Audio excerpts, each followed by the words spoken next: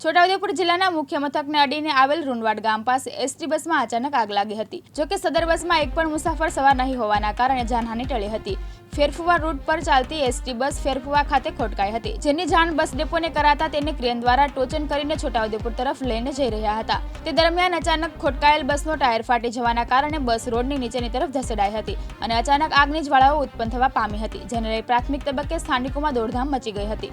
જોકે આ અંગેની જાણ છોટાઉદેપુર ફાયર સ્ટેશનને કરાતા સમય સૂચકતા સાથે ટીમ પહોંચી ગઈ હતી અને આગ ઉપર અંકુશ મેળવી લીધો હતો। ફાયર વિભાગ પહોંચે તે પહેલા સ્થાનિકોના સહકારથી એસટી બસના સ્ટાફ દ્વારા બસ ઉપર પાણી છંટકાવ કરતા મોટી હોનારત બનતા અટકી ગઈ હતી।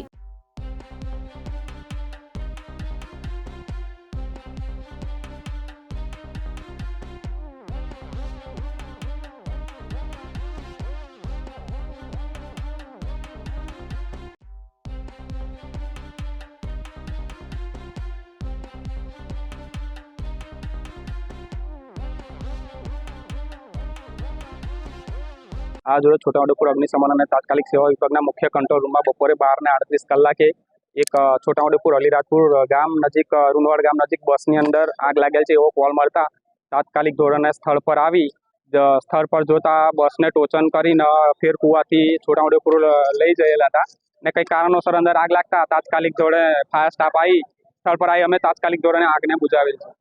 आग वधु फैलाय ए पहेला अमे आईने आग ने काबू करी आग ने संपूर्णपणे बुझावी दीधेल छे।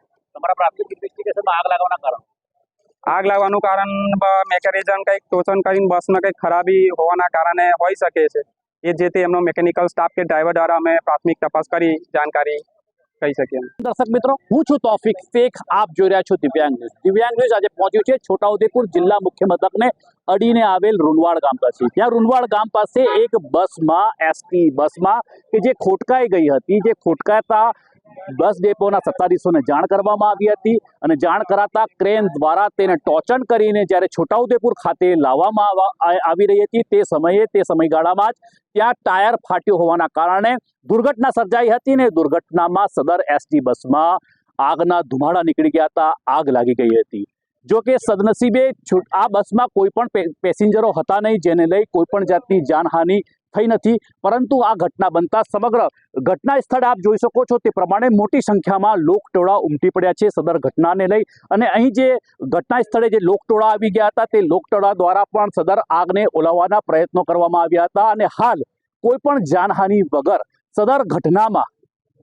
સદર આગ ઉપર કાબુ નિયંત્રણ કરી લેવામાં આવ્યો છે। ફાયર વિભાગના જાણ કરવામાં આવતા તાત્કાલિક ઘટના સ્થળે પહોંચી અને આગ ઉપર કાબુ કરવામાં આવ્યો હતો અને હાલ કોઈ પણ જાનહાનિ વગર સદર ઘટનામાં આગ ઉપર નિયંત્રણ કરવામાં આવેલ છે। તૌફિક શેખ, દિવ્યાંગ ન્યૂઝ, છોટાઉદેપુર। તૌફિક શેખ, દિવ્યાંગ ન્યૂઝ, છોટાઉદેપુર।